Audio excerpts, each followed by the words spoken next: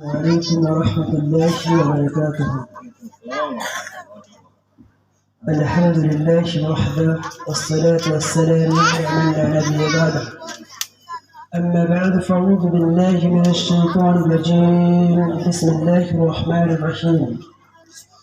كنتم خير أمة أخرجت للناس تأمرون بالمعروف وتنهون عن المنكر. وقال رسول الله صلى الله عليه وسلم من تشبه بقوم فهو منهم. যাবতীয় প্রশংসা স্তুতি গুণগান গুণ করতে উন্নত সেই মহান রবের নিকটে, যিনি তার অত্যন্ত মেহেরবানিতে তার দিন ইসলাম জানা বোঝা আমার উদ্দেশ্যে আজকে একটি পবিত্রতম ইসলামিক সভায় উপস্থিত করেছি। আমরা সেই রবের নিকটে শুকর জ্ঞাপন করবো, শুকর করি আলহামদুলিল্লাহ। যে মহান সৃষ্টিকর্তা এই পৃথিবীর বুকে আমরা একটা গ্রন্থ প্রেরণ করেছেন, যে গ্রন্থ 1450 বছর বিরতি হওয়ার পরেও বিন্দুমাত্র ত্রুটি বিচ্যুতি, বিন্দুমাত্র পরিবর্তন এমনকি সংযোজন বিয়োজন করা গোটা মানবজাতির পক্ষে সম্ভব হয়নি। আমরা সেই রজনী করে আরেকবার অন্তরস্থল থেকে শুক্রিয়া জ্ঞাপন করি, শুক্রিয়া করি আলহামদুলিল্লাহ।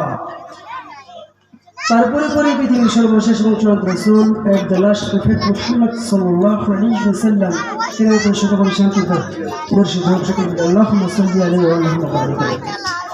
সম্মানিত উপস্থিতি, যারা বসে আছেন অনেকে আমার এখানকার উস্তাদ, আমার শিক্ষক উস্তাদ আব্দুল আহাদ হাবিব সাহেব আলোচনা করলেন তাওহীদ বিষয়ে। তো ওনারা হচ্ছেন আমাদের মাদ্রাসার শিক্ষক, আমি সেখানে মাদ্রাসার ছাত্র। আজকে সংক্ষিপ্ত পরিসরে, যেহেতু সময় সংক্ষিপ্ত পরিসরে আলোচনার বিষয় প্রেজেন্ট কন্ডিশন অফ মুসলিম উম্মাহ, মুসলিম জাতির বর্তমান অবস্থা। আজ আমরা চতুর্দিকে যদি তাকাই, পৃথিবীর Bahrain, Qatar, Dubai, London, America, Bharat, Sri Lanka, Myanmar, পৃথিবীর প্রত্যেকটি দেশে আমরা দেখতে পাবো মুসলিমের সংখ্যা দিনের পর দিন বৃদ্ধি পাচ্ছে। মুসলিম কমিউনিটি দিনের পর দিন তাদের ঘর বাড়ি অনেক কিছু সুন্দর হচ্ছে, কিন্তু মুসলিমদের মধ্যে একটা জিনিস বৃদ্ধি হচ্ছে না, সেটা হচ্ছে মানুষের ইমান। মানুষের যে অন্তরে ইমান বৃদ্ধি করতে হবে, এটা দিনের পর দিন আজকে মুসলিম সমাজ থেকে বিলুপ্তির পথে চলে গেছে। যার কারণে আজকে আমাদের পরিবারগুলোকে মুসলিম দাবি করে, কিন্তু বেশিরভাগ ক্ষেত্রে দেখা যায় আমাদের পরিবারগুলোতে গান বাজনা, আমাদের যুবকরা মেসি রোনাল্ডোকে অনুসরণ করে, আমাদের মা বোনরা কোনো সিরিয়ালকে অনুসরণ করে, আমাদের যুবকরা কোনো নায়ক নায়িকাকে অনুসরণ করে। আজকে আমাদের এটাই হচ্ছে মুসলিম সমাজ। এটা কি মুসলিম সমাজের বৈশিষ্ট্য? কখনোই বৈশিষ্ট্য না। তো যদি বৈশিষ্ট্য না হতো, তাহলে আমাদের বাড়ি মুসলিম, নিজেকে দাবি করে মুসলিম, নিজেকে দাবি করে আহলুল হাদিস, হাদিসের অনুসারী, হাদিসের পরিবার, তো আমার পরিবার থেকে গান বাজনা সকাল সন্ধ্যা শুরু হয় কি করে? যেই পরিবারের সকালগুলো শুরু হচ্ছে গান বাজনা দিয়ে, সেই পরিবারটা মুসলিম হয় কি করে? যেই পরিবারের সন্ধ্যার সময় ঘুমাতে যাচ্ছে গান বাজনা, সিনেমা দেখে, কোনো সিরিয়াল দেখে, কোনো বই দেখে, সেটা মুসলিম পরিবার হয় কি করে? নিজেকে জিজ্ঞাসা করুন।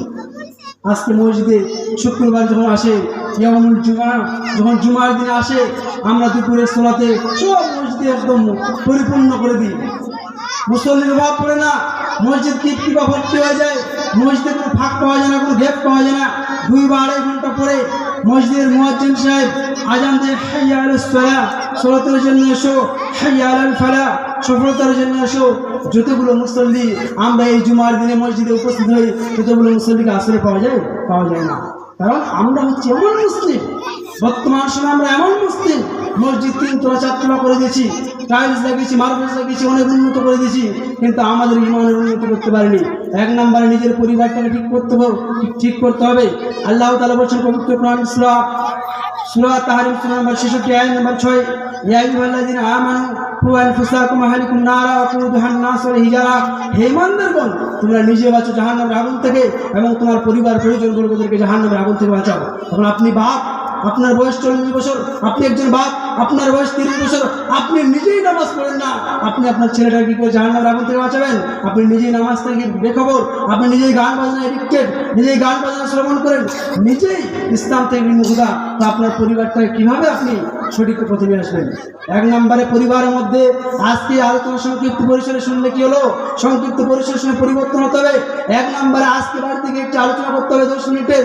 সেই 10 মিনিট আলোচনার 1 নম্বরে পয়েন্ট থাকবে যে আমাদের বাড়ি কোনো হিন্দুর বাড়ি নয়, আমরা কেউ ইহুদি নই, আমরা খ্রিস্টান নই, আমরা কোনো বৌদ্ধ, শিখ, জৈন, আর্য আমরা কোনো কিছু অন্য জাতি নই, আমাদের পরিচয় আমরা মুসলিম।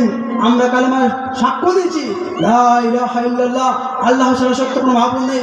আমার পরিবারের 7 বছর বয়স হয়েছে, আমার ছেলে মেয়ে, আমার নাতি পুত্রী 7 বছর বয়স, নামাজ পড়ে না, সে আমার বাড়িতে স্থান দিতে পারে না। তাকে নামাজ শুরু করতে হবে, যে কোনো মূল্যে নামাজ পড়তে হবে। অন্যত্র রাসূলুল্লাহ সাল্লাল্লাহু আলাইহি ওয়াসাল্লাম বলেছেন, মিশকাতের 569 নম্বর হাদিস, বাইনাল আবদি ওয়া বাইনাশ শিরকি ওয়াল কুফরি তারকুস সালাহ। একজন মুমিন ব্যক্তি আর একজন কাফির ব্যক্তির মধ্যে পার্থক্য হচ্ছে সালাত। তাহলে আজকে আমাদের পরিবারে নামাজ আজকে বেখেয়াল, নামাজ থেকে দূরে সরে গেছি, গান বাজনা আমাদের পরিবারে স্থান দিয়েছি, জীবনটাকে ধ্বংস করে দিয়েছি। ইসলাম থেকে বিমুখতা হয়ে হয়ে, কোরআন থেকে বিমুখতা হয়ে হয়ে জীবনটা পৃথিবীর ইহুদি খ্রিস্টান মুসলিমদের কৃষ্টি কালচার ওতপ্রোতভাবে আমাদের সমাজের মধ্যে জড়িয়ে পড়েছি, যার কারণে আমাদের পরিবারে নামাজ নেই। যার কারণে আজকে আমাদের পরিবারে 100টা ফ্যামিলি রয়েছে একটা গ্রামে, মাত্র 5টা ফ্যামিলির লোক নামাজ পড়ে, 10টা ফ্যামিলির ব্যক্তিরা নামাজ পড়ে, বাকি 90টা ফ্যামিলি আজকে নামাজ পড়ে না। কেন হচ্ছে, কি হচ্ছে, আমাদের আসল গন্তব্যস্থল কোথায়, আমরা কোথায় যেতে চাই? আমরা জান্নাত থেকে বের হয়েছি, আবার আমরা জান্নাতে যেতে চাই, কিন্তু আমরা যদি ইসলামকে ভুলে যাই, আল কোরআনকে যদি ভুলে যাই, সালাতকে যদি ভুলে যাই, সিয়ামকে যদি ভুলে যাই, আমরা পরিবারে কি জবাব করবো? 1 নম্বর, পরিবারে কোনো বেনামাজি থাকতে পারবে না। নামাজ পড়তে হবে 24 ঘন্টার মধ্যে। এই নীতি পরিবর্তন করতে হবে যে আমার পরিবারের সবাইকে 5 ওয়াক্ত সালাত আদায় করতে হবে। 7 বছর বয়স হয়েছে, আব্বু নামাজ পড়ো, আম্মু নামাজ পড়ো। 10 বছর বয়স হয়েছে, আমরা কি করি? কোনো জায়গায় না কাজ করতে গেলে আমরা তাকে লাঠি পিটা করি। 10 বছর হয়েছে, আল্লাহ বলছেন এবার তোমার সন্তানদের উপর প্রহার করো, আর আমরা কোনোদিন প্রহার করি না। অঙ্ক পারিনি প্রহার করছি, কেজি স্কুলে পড়তে যাইনি প্রহার করছি, হাই স্কুলে পড়তে যাইনি প্রহার করেছি, প্রাইমারি স্কুলে পড়তে যাইনি প্রহার করেছি। কিন্তু একদিন আমি বললাম না, হে আমার সন্তান, তোমার বয়স 10 হয়েছে, তোমার বয়স 12, তোমার বয়স 15 বছর, তুমি 5 ওয়াক্ত নামাজ পড়ছো না। আমরা কেমন মুসলিম? আমরা কোনোদিন বলছি না। কেন বলছি না? বিকজ আমরা নিজেরাই নামাজ পড়ছি না, আমরা নিজেরা ইসলাম থেকে বিমুখ, নিজেরা ইসলামকে ফলো করছি না। কি ফলো করছি আমরা? তাহলে আমরা ফলো করছি ওই 3 বছরের বাচ্চা, আপনার ছেলে খালেদ, আপনার মেয়ে আমিনা, 3 বছরের বাচ্চাটাকে মোবাইল ধরিয়ে দিচ্ছি, গান সিনেমা দেখছে, মোবাইল ধরিয়ে দিচ্ছি, ফানি ভিডিও দেখছে। আপনার ওই যুবক ছেলে ক্লাস 7-এ পড়ছে, কালিতলা হাই স্কুলে, যতকুমার বিদ্যা ভারতীতে বিভিন্ন স্কুলে পড়ছে, পাবজি আর ফ্রি ফায়ার ধর মার কাট ফার করে জীবনটাকে নষ্ট করে দিচ্ছে। এর দায়ী কে? কে দায়ী? এর দায়িত্ব হচ্ছে বাবা মাকে। আল্লাহ বলছেন, আলা সাবধান মনে রেখো, কুল্লুকুম রাইন ওয়া কুল্লুকুম মাসউলুন, তোমরা প্রত্যেকে দায়িত্বশীল এবং তোমাদের দায়িত্ব সম্পর্কে কিয়ামতের মাঠে জিজ্ঞাসা করা হবে। আপনি বাপ হিসেবে একজন দায়িত্ববান ব্যক্তি। আপনার ছেলে মেয়ে কি করে, আপনার স্ত্রী কি করে? ওই যে আপনার স্ত্রী রাস্তাঘাটে বসে বিড়ি বাঁধে, আর ওই পেট পিট দেখিয়ে হাজারো লক্ষ মানুষ সেই রাস্তা দিয়ে পার হয়ে যায়, আমরা কিছু বলতে পারি না। কেমন মানুষ আমরা, কেমন স্বামী? যে স্বামীর মতো কোথা চলবে, স্ত্রী চলবে, সন্তান তার কথা শুনবে। আজকে আমাদের স্ত্রীদেরকে বিড়ি বাজা দিচ্ছি। আরে পুরুষ রোজগার করবে, স্ত্রীরা হচ্ছে বাড়ির রানী, তারা সন্তান লালন পালন করবে, সময় শেষের দিকে তারা সন্তান লালন পালন করবে, তাদের এটা দায়িত্ব রয়েছে।